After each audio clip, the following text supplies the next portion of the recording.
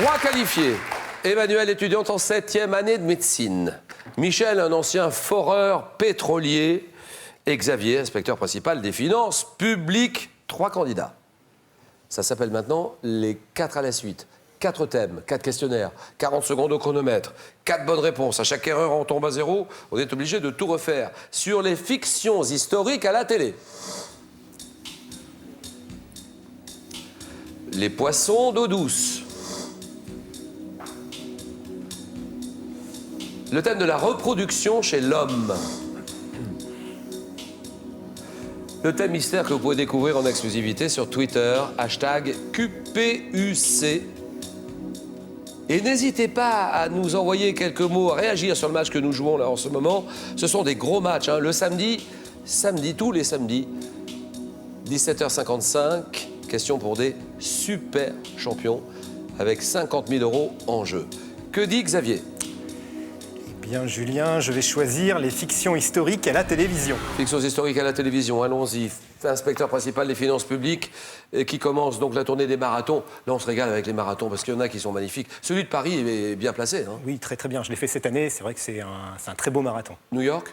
Alors pas encore, je le garde pour la fin, parce que tout le monde dit que c'est le plus grand marathon du monde, donc après, ça me ferait peut-être un peu difficile. Oui. Et il y en a un dont on me parle aussi beaucoup, c'est celui de Bordeaux, là, dans les vignes. Oui, le Médoc, le marathon du Médoc. Oui, voilà, oui. mais il y a un aspect, il y a l'aspect course, le Médoc, mais aussi l'aspect convivial, si j'ai bien compris. J'ai l'impression, oui. On s'arrête beaucoup. Oui, on passe du temps dans les vignes, oui, d'accord. Alors c'est parti, on respire bien fort. Xavier, fictions historiques à la télévision.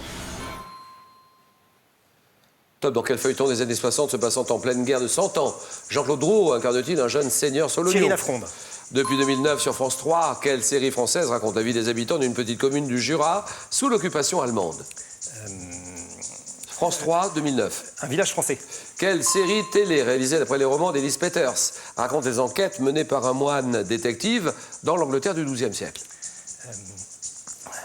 Je passe. En 1974, quel feuilleton télévisé en 6 épisodes, réalisé par Jean-Pierre Gallo, se déroule en 1815 dans le monde du compagnonnage ?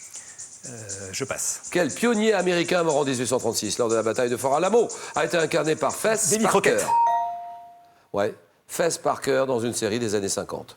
Pas si simple, hein, on est d'accord, parce que c'est très vaste comme sujet. Davy Crockett, 2 points pour Xavier.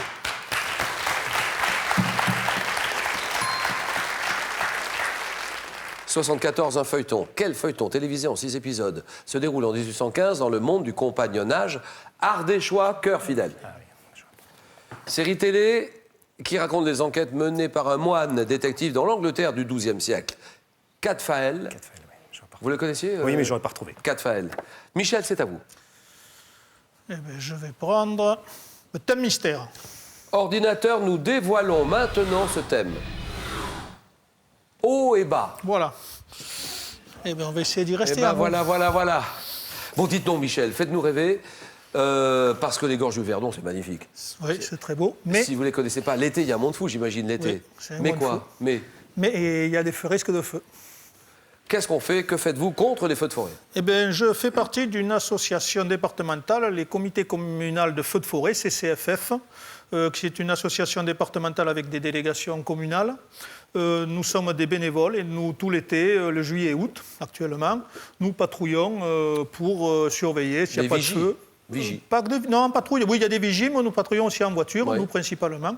Et nous faisons attention, nous expliquons aux gens les risques d'incendie. Et j'en profite d'être à l'antenne pour demander aux gens, surtout, si la cigarette peut vous faire du mal à vous, c'est pas grave, mais ne les jetez pas par les fenêtres parce que ça va faire du mal à la forêt. Voilà, oui. Ça, on est d'accord là-dessus. Régus, hein, Régus. Régus. Régus, département du Var. Alors allons-y, Michel. Haut et bas. Quel terme issu du grec signifiant sans fond et employé au pluriel désigne les fonds océaniques de plus de 2000 mètres? Abysses. À quel savant grec doit-on ce principe tout corps plongé dans un fluide subit? Archimède. Quel nom a-t-on donné aux députés qui, pendant la Révolution française, siégèrent sur les gradins les plus élevés de la Convention? Montagnard. Et en géographie, quel terme, issu du néerlandais signifiant rivage, désigne la portion du littoral comprise entre les plus hautes et les plus basses mers? Rivage, le fjord. Non. Par quel terme, évoquant un jouet, désigne-t-on le phénomène de hausse et de baisse successives, visibles à la bourse notamment? Yo-yo. Au 19e, sur quelle partie haute des grands modèles de diligence les voyageurs les moins fortunés prenaient-ils place? À l'Impérial. Oui, joli. Pas mal. 3 points, Michel.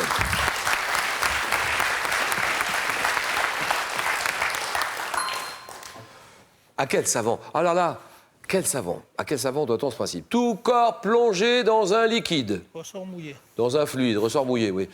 Tout corps plongé dans un fluide subit une poussée verticale dirigée de bas en haut, égale au poids du liquide déplacé.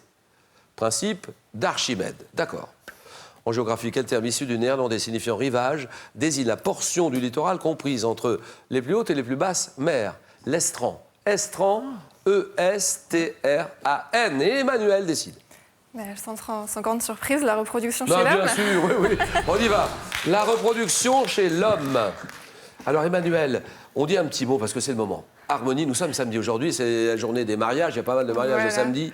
Qui est Harmonie? Qu'est-ce qui se passe? C'est ma cousine qui se marie aujourd'hui avec Jérôme et donc je leur souhaite tous mes vœux de bonheur. Tout le bonheur du monde. Voilà. Avec toute l'équipe de Questions pour un champion, le public de questions, les téléspectateurs, tout le monde. Emmanuel, c'est à vous, attention. La reproduction, le thème de la reproduction chez l'homme, question. Top, quelle période de transition entre l'enfance et l'adolescence est marquée par des modifications conduisant à La puberté. Quel processus de formation d'un œuf né de la rencontre d'un ovule et d'un spermato marque le début de la grossesse? La fécondation. Quel nom scientifique issu du grec signifiant attelé donne-t-on à l'œuf fécondé avant la première segmentation? Quel nom scientifique donne-t-on à l'œuf fécondé avant la première segmentation? Quelle fine membrane, également appelée sac amniotique, tapissant l'intérieur de la cavité où se trouve le fœtus, protège le dernier des chocs? Quel organe reliant l'embryon à l'utérus maternel pendant la gestation? Oui. Quelle hormone provenant du corps jaune de l'ovaire pendant la seconde phase du cycle ovarien prépare l'utérus à une éventuelle grossesse? Vous l'avez dit? La progestérone. Progestérone, bien joué. 2 points pour Emmanuel. Quel organe reliant l'embryon à l'utérus maternel pendant la gestation ou la grossesse est désigné par un mot latin signifiant gâteau? Vous l'avez dit, le placenta. D'accord. Là, vous ne l'avez pas, celle-là. Fine membrane. L'amnios, en fait, peut-être. Vous l'avez? Oui, l'amnios, j'ai hésité, en fait. Quelle fine membrane protège, enfin également appelée sac amniotique, et tapissant à l'intérieur de la cavité où se trouve le fœtus, protège ce dernier des chocs? L'amnios. Ensuite, quel nom scientifique donne-t-on à l'œuf fécondé avant la première segmentation? Un zygote. Et la puberté, modification conduisant à l'acquisition des fonctions de reproduction, puberté, d'accord. Emmanuel 2, Xavier 2, score à 0, tous les deux. Et on observe ceci. Qui suis-je? Un personnage de bande dessinée créé par René Goscinny. Ouais, Xavier. It's no good. Ah oui, d'accord.